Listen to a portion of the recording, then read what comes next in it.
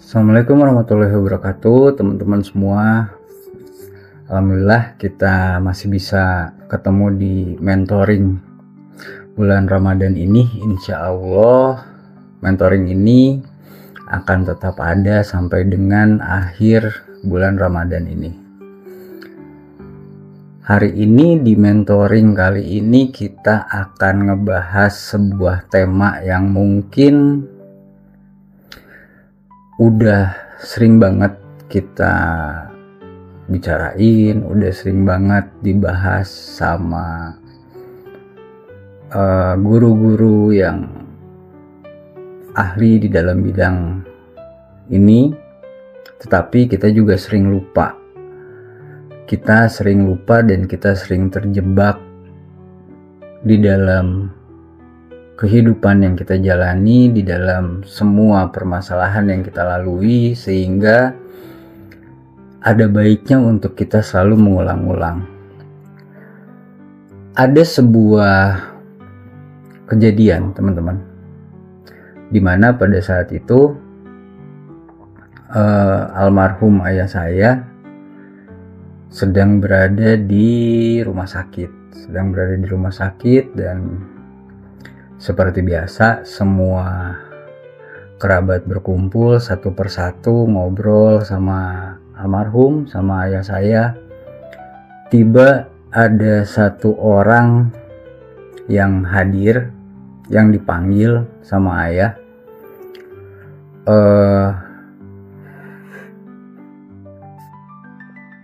Ayah saya pada saat itu kepada setiap orang itu seperti yang menceritakan banyak hal gitu, seperti yang berbagi banyak hal. Nah, begitu si orang ini masuk, begitu si orang ini hadir gitu, ngobrol sama ayah saya cuman titip satu pesan ke beliau. Pesannya sederhana, pesannya singkat. Pesan beliau cuman gak usah terlalu banyak sedih, gak usah terlalu banyak dipikirin masalah-masalah kamu, gak usah terlalu terbawa dengan segala sesuatu yang terjadi di dalam hidup kamu. Pesan sederhana itu menjadi satu, pada saat itu pesan tersebut menjadi satu tanda tanya besar, menjadi sebuah pertanyaan besar. Kenapa ayah saya pada saat itu hanya menitipkan pesan jangan bersedih? Dimana pada mentoring kali ini, tema yang kita akan bahas adalah sebuah tema yang tadi saya sudah bilang banyak sekali dibahas oleh guru-guru kita. Temanya adalah la tahzan atau jangan bersedih. Semoga apa yang saya sampaikan kali ini juga sebagai pengingat, refleksi terhadap diri saya sendiri, terhadap kepada semua ilmu-ilmu yang sudah diberikan oleh orang-orang, oleh guru-guru saya, terutama oleh almarhum ayah saya, dan semoga ilmu beliau bisa bermanfaat untuk kita semua dan bisa menjadi pahala untuk almarhum. Oke, assalamualaikum. Kita mulai mentoringnya, teman-teman. Bismillahirrahmanirrahim. Di dalam hidup kita, teman-teman, di dalam hidup ini seringkali kita merasa begitu lelah menjalani hidup yang kita sedang ada di dalamnya dengan segala bentuk permasalahan yang terjadi di dalam hidup kita. Seringkali seakan-akan semua pintu-pintu dan semua harapan itu sirna di hadapan kita, di dalam hidup kita. Dan seakan-akan dunia itu terasa begitu gelap. Lingkungan yang seolah-olah tidak mensupport,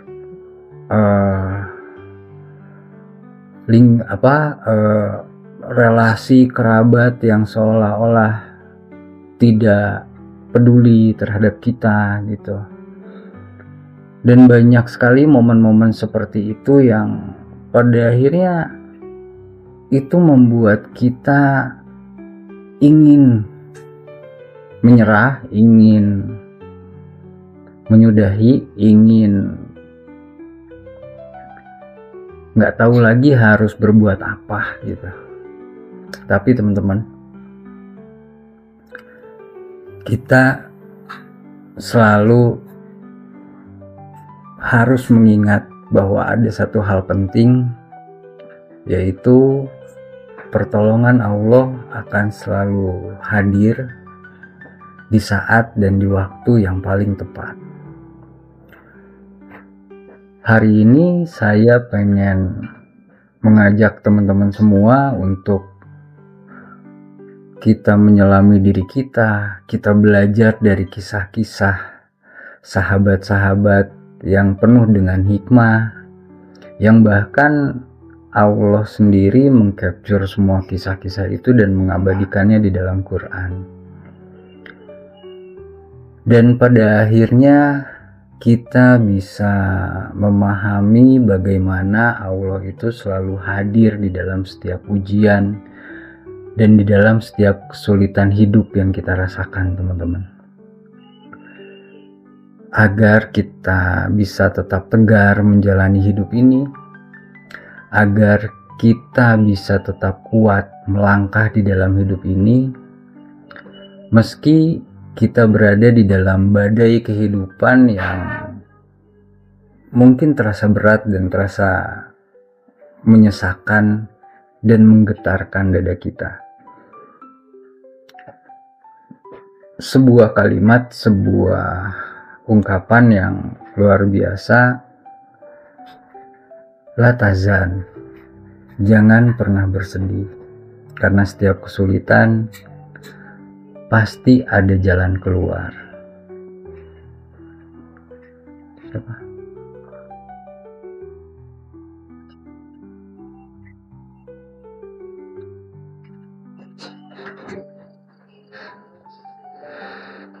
Seringkali kita mengeluh saat menghadapi sebuah ujian.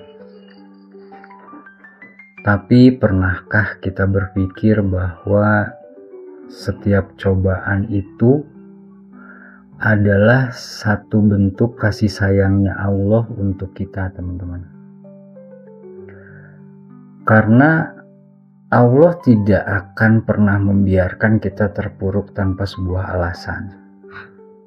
Allah ingin kita bertumbuh, Allah ingin kita menjadi lebih kuat, dan Allah ingin kita selalu menjadi lebih dekat dengannya. Contohnya adalah kisah Nabi Yusuf, di mana Nabi Yusuf itu selama hidupnya nggak selalu mulus, nggak hanya tentang cerita ketampanannya, nggak hanya cerita tentang kemasyurannya, tapi Nabi Yusuf itu adalah seorang anak yang dicintai sama ayahnya. Bahkan dari seorang anak yang dicintai oleh ayahnya, Allah menghadirkan begitu banyak masalah di dalam hidupnya Nabi Yusuf. Nabi Yusuf pernah diceburkan ke dalam sebuah sungai. Nabi Yusuf pun pernah dijual sebagai budak. Hingga Nabi Yusuf juga pernah difitnah dan dimasukkan ke dalam penjara. Namun teman-teman, setiap kejadian itu bukanlah akhir dari segalanya, melainkan kejadian-kejadian itu adalah bagian dari rencana Allah yang pada akhirnya kembali kepada kisah Nabi Yusuf ini. Pada akhirnya Allah mengangkat derajat seorang Nabi Yusuf menjadi seorang pemimpin yang disegani. Bahkan Allah tuh bilang gini, teman-teman, Sesungguhnya Allah tidak akan menyia-nyiakan pahala bagi orang-orang yang berbuat baik. Dan kata-kata Allah ini Allah capture sendiri di dalam surat, di dalam Quran, di dalam surat yang bernama Yusuf. Allah capture di dalam surat Yusuf ayat 90 di dalam Quran, bahwa Allah ingin memberitahu kita bahwa Allah itu tidak akan menyia-nyiakan segala sesuatu yang sudah kita perbuat, segala sesuatu yang sudah kita lakukan di dalam hidup kita.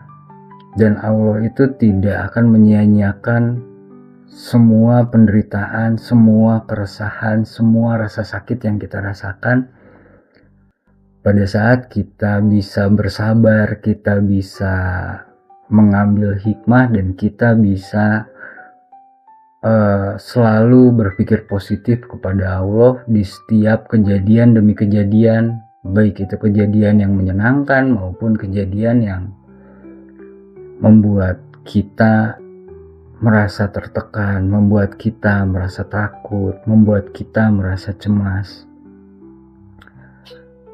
Dan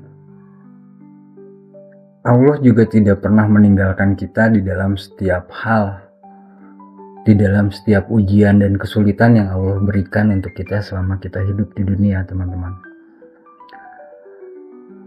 Hanya seringkali banyak dari kita yang selalu ingin untuk masalah yang sedang kita hadapi ini bisa selesai dengan cepat, selesai dengan instan, selesai tanpa harus ada sebuah pengorbanan yang kita rasakan mungkin terlalu berat buat diri kita. Tapi pada kenyataannya solusi itu tidak selalu datang seketika. Sabar dan tawakal adalah dua hal yang bisa membuat hati kita tetap tenang di tengah badai kehidupan yang sedang kita lalui ini, teman-teman. Bahkan berkali-kali Allah ini memberikan contoh-contoh melalui nabinya, dan Allah tuliskan di dalam Quran. Bukan hanya Nabi Yusuf, tapi ada Nabi Ayub yang menghadapi penderitaannya selama bertahun-tahun, diuji dengan penyakit dan kehilangan segalanya, ditinggalkan oleh dunianya. Tapi pada saat seorang Nabi Ayub bisa mengambil hikmah sehingga ia tetap bersyukur dan tidak pernah berburuk sangka kepada Allah, Allah akhirnya mengabulkan doanya Nabi Ayub dan menyembuhkan semua penyakit-penyakitnya.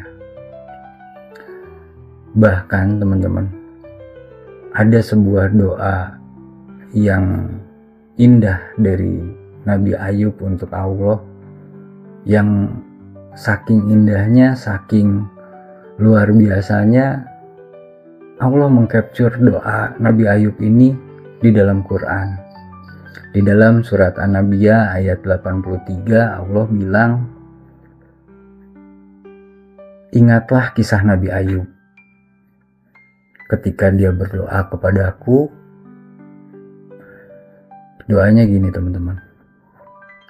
Ya Tuhanku, sesungguhnya aku telah ditimpa penyakit dan Engkau adalah Tuhan yang Maha Penyayang di antara semua penyayang. Dengan sebuah keyakinan dan doa, dan mungkin hanya itu yang Nabi Ayub pegang pada saat itu, yang Nabi Ayub bisa lakukan pada saat itu, hanya keyakinan kepada Allah dan sebuah doa yang ia panjatkan kepada Allah. Tapi teman-teman, doa dan keyakinan ini adalah sebuah energi. Doa dan keyakinan ini adalah sebuah energi yang mampu untuk membuat kita bisa tetap tegar dan tetap kuat menjalani segala sesuatu yang terjadi, semua ujian-ujian yang Allah berikan kepada kita, dan semua hantaman-hantaman yang kita rasakan selama kita hidup di dunia ini, teman-teman. Doa bukan hanya sekedar kata-kata. Doa adalah satu bentuk penghambaan kita kepada Allah. Doa adalah satu bentuk kepasrahan kita kepada Allah, dan doa pun adalah satu bentuk keberserahan kita kepada Allah. Tapi sekaligus juga, teman-teman, doa itu adalah satu bentuk semangat dari keyakinan kita bahwa kita yakin Allah akan menolong kita.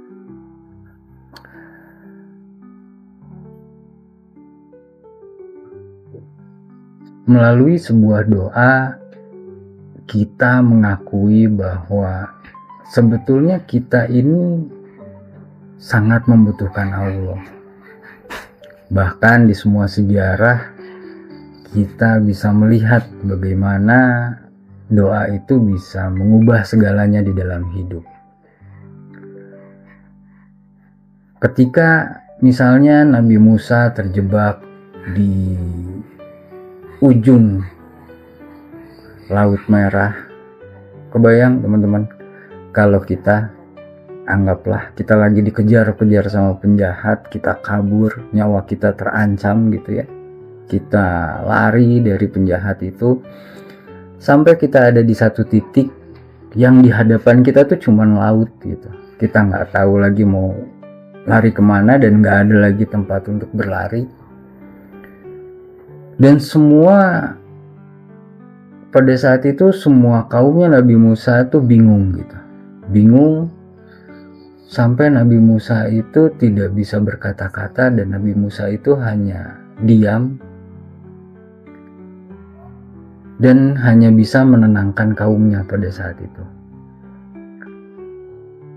Nabi Musa hanya bisa diam, dengan diamnya itu dia berdoa dengan kepasrahannya kepada Allah, lalu dia berdoa. Dan pada saat dia sudah berada di satu titik yang dia sudah tidak mampu untuk melakukan apa-apa, datang pertolongan Allah dan keajaiban pun terjadi. Laut bisa terbelah, membuka jalan, membuka sebuah keselamatan untuk Nabi Musa dan kaumnya pada saat itu. Dan dari kejadian Nabi Musa ini yang Allah capture juga di dalam Quran, di dalam surat Asy-Syura ayat 63. Dan Allah tuh pengen melalui pelajaran-pelajaran, melalui capture kehidupan yang sudah dilalui oleh para nabi ini, Allah tuh pengen kita bisa menghikmah atau mengambil sebuah hikmah, dan kita bisa membaca, kita bisa mengikrok dari setiap kejadian, setiap pelajaran, setiap masalah yang terjadi di dalam hidup kita, teman-teman. Di surat Asy-Syura ayat 63 Allah bilang gini, "Maka kami wahyukan kepada Musa, pukullah dengan tongkatmu, maka terbelahlah laut itu, dan setiap belahannya seperti gunung yang besar." Artinya, teman-teman, pada saat itu laut yang ada di hadapannya Nabi Musa itu bukan laut yang dangkal, laut yang sangat dalam, sehingga pada saat Allah membelah laut itu sebelahan itu seperti gunung-gunung yang besar, seperti gunung yang dibelah dua gitu, saking dalamnya laut itu. Itulah keajaiban-keajaiban yang Allah berikan di dalam kehidupan kita, yang Allah juga capture di dalam Quran dengan tujuan untuk kita selalu meyakini bahwa pertolongan Allah itu pasti akan datang. Bahkan di saat hidup kita terasa sangat gelap, Allah ingin kita selalu mengingat bahwa fajar pasti akan menyingsing. Allah tidak akan pernah meninggalkan hambanya yang berserah diri dan yang percaya bahwa Allah pasti akan menolongnya. Bahkan di saat yang mungkin kita merasa jatuh yang sangat dalam, Allah selalu ingin kita yakin bahwa pertolongan Allah itu sangat dekat. Banyak sejarah-sejarah yang menuliskan Nabi Ayub, Nabi Musa, bahkan Nabi Yunus yang terjebak di dalam perut ikan. Karena sebuah keyakinan, karena sebuah ketaatan, karena sebuah iman, yang Nabi Yunus tidak sama sekali berinisiatif untuk berbuat apapun selain memohon pertolongan kepada Allah. Dan ini yang sekali lagi teman-teman, kata-kata para nabi inilah yang gini teman-teman. Hebat kerennya para nabi itu, semua kata-kata para nabi ini yang Allah capture di dalam Quran itu adalah kata-kata spontan para hamba-hamba terbaik Allah yang pada saat berada di dalam sebuah kesulitan. Jadi reaksi dari orang-orang terbaik Allah ini memang luar biasa teman-teman. Pada saat Nabi Yunus terjebak, nggak tahu mau ngapain lagi, nggak bisa ngapa-ngapain lagi, Nabi Yunus itu hanya bilang, "Tiada Tuhan selain Engkau ya Allah, Maha Suci Engkau, sesungguhnya aku orang-orang yang zalim." Dan itu Allah capture di dalam surat An-Nabiyyah ayat ke-87, yang mana semua kata-kata yang keluar dari orang-orang pilihan Allah ini adalah kata-kata yang indah yang pada akhirnya Allah capture untuk menjadi pembelajaran kita, teman-teman. Maka setelah itu Allah kemudian menyelamatkan dan mengeluarkan Nabi Yunus dari kesulitannya. Ini adalah sebuah bukti bahwa ketika kita benar-benar menyerahkan diri kita, teman-teman, ketika kita benar-benar berserah diri dan kita hanya bergantung kepada Allah, Allah tidak pernah mengecewakan hambanya. Allah pasti akan menolong kita. Karena satu-satunya yang Allah tidak bisa lakukan adalah Allah tidak bisa untuk mengingkari janjinya. Dan janji Allah bahwa Allah akan selalu hadir untuk memberikan sebuah pertolongan bagi hamba-hambanya yang mau bersabar dan berdoa penuh dengan sebuah keyakinan kepada Allah. Semoga video ini bisa menjadi pengingat kita bahwa kita itu tidak pernah benar-benar sendiri, teman-teman. Allah selalu ada dimanapun kita berada. Bahkan Allah tahu apa yang kita sedang rasakan. Allah tahu permasalahan-permasalahan yang kita sedang hadapi. Allah tahu kesedihan kita. Dan Allah bisa melihat air mata yang keluar dari mata kita. Allah juga bisa mendengar doa-doa kita. Dan Allah pasti akan menolong kita di saat yang paling tepat. Sekali lagi, la tahzan teman-teman, jangan pernah bersedih karena pertolongan Allah pasti akan datang. Karena sesungguhnya sesudah kesulitan itu selalu ada kemudahan. Itu adalah janji Allah di dalam surat Al-Insyirah ayat ke-6. Terima kasih sudah menyaksikan video ini sampai dengan akhir. Jika video ini bermanfaat, jangan lupa untuk membagikan video ini sebanyak-banyaknya agar lebih banyak orang yang mendapatkan kekuatan dari pesan ini. Sampai jumpa di mentoring selanjutnya. Assalamualaikum warahmatullahi wabarakatuh.